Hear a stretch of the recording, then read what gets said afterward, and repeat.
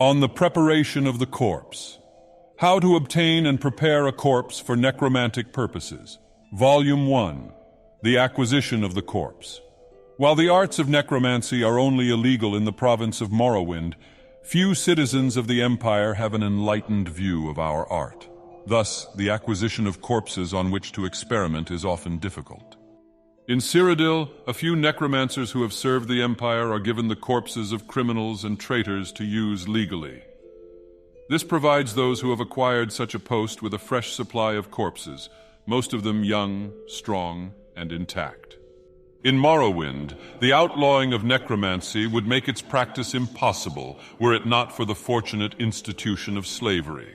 While the temple will investigate obvious signs of necromancy, such as hastily emptied graves or ash stolen from one of their ash pits, a careful and discreet necromancer can thrive in Morrowind by taking slaves at a modest rate. Most will assume the slave escaped or died in the ashlands. Finding suitable corpses in Black Marsh is nearly impossible due to their rapid decay. There are also diseases, Argonian tribesmen, and other difficulties that must be dealt with. I know of only a few slowed necromancers who operate successfully in Black Marsh, and even they stay near coast.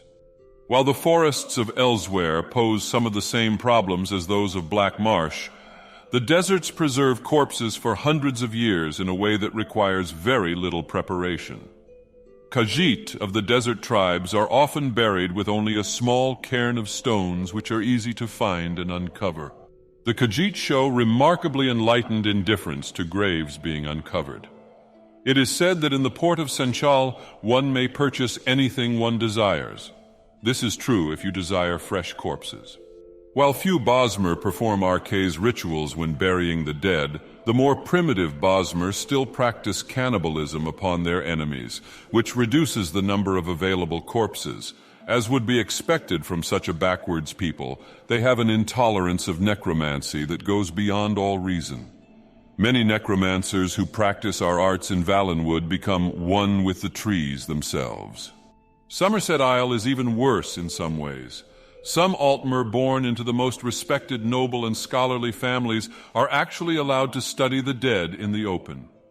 Their research, however, seems to be centered on finding ways to extend their lives even further rather than the more practical uses of our art. A necromancer of any other race caught in Somerset Isle can expect the worst possible punishments.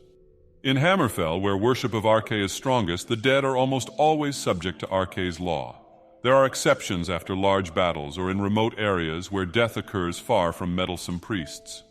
Fortunately, the dangerous terrain and creatures in the deserts and mountains of Hammerfell makes the acquisition of corpses possible, though they are often in poor condition and require special care and preparation. The newly formed Orsinium presents a unique opportunity.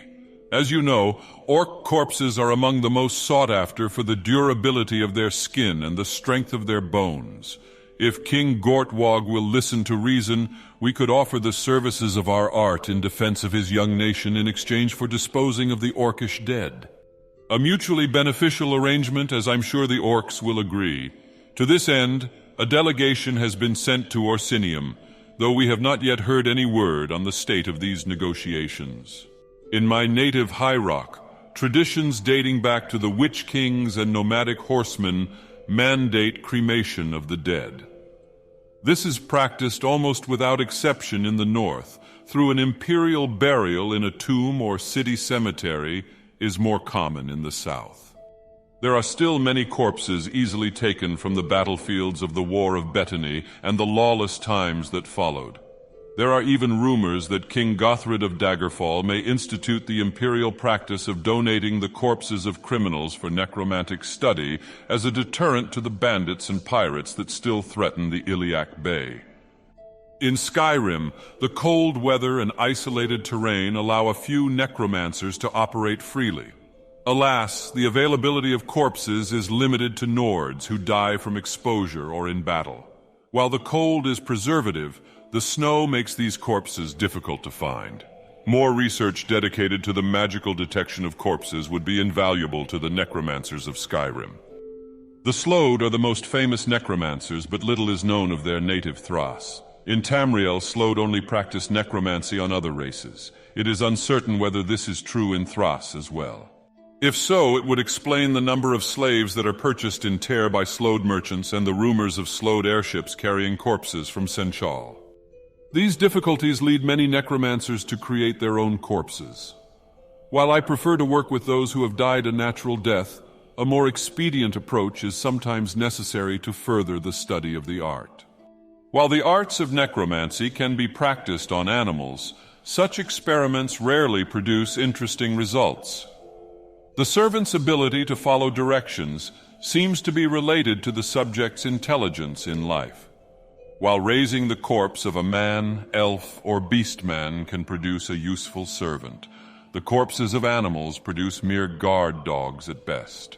Often a raised animal is unable to distinguish its master from the rest of the living, and many amateur practitioners have been torn apart by the animal servants they created. Let such stories be a lesson to you. Volume 2. The Skeletal Corpse. When raising a skeleton servant, it is most important that the body of the skeleton be complete. If the skeleton is missing crucial bones, the results can be frustrating. One should only attempt to raise skeletons when you are sure that all or nearly all the bones are present. While the magic involved in raising a skeleton will assemble the bones in the proper order, skeletons may be strengthened considerably by the addition of support on their joints. The most common are leather straps that bind the bones together more tightly. Some practitioners also drive metal spikes between the joints, which is more expensive and time-consuming, but they protect the servant where it is weakest. The details of this are unimportant, as even an amateur can strengthen a skeleton significantly. Only practice will reveal the best methods of binding and reinforcing the skeletal servant. Amateurs often make the mistake of binding the bones too tightly, limiting the skeleton's movements and making it useless. Again, only practice can give the necessary experience in these matters, though it is best to err towards tight bindings. One may always loosen them at a later date. One more note to the student. While most undead can be raised again and again, skeletons are often damaged in ways that make raising them again impossible. This is another reason that care should be given to the skeleton's preparation.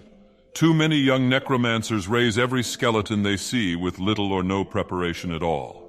Given the difficulty of obtaining corpses, this kind of inefficiency cannot be tolerated. Volume 3. The Fresh Corpse. Fresh and decayed corpses are those that still have flesh upon them.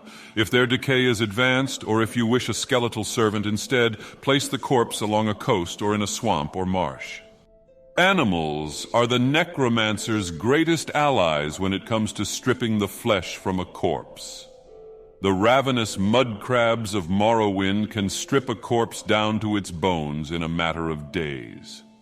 Lesser crabs in other provinces can do the same in a matter of weeks.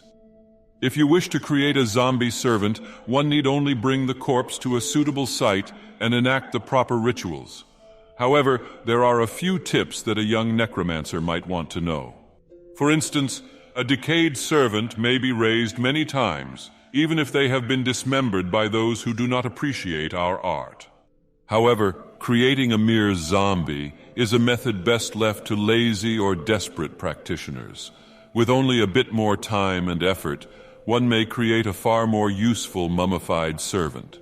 The first step to creating a mummified servant is to soak the decaying corpse in a bath of salt or natron for at least 1 month.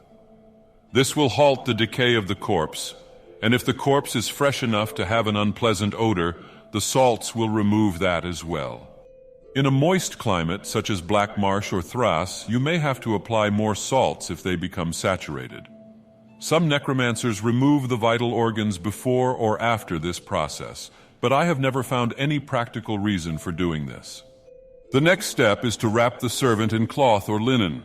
This will further preserve the body against decay and, if done properly, will offer some protection as well.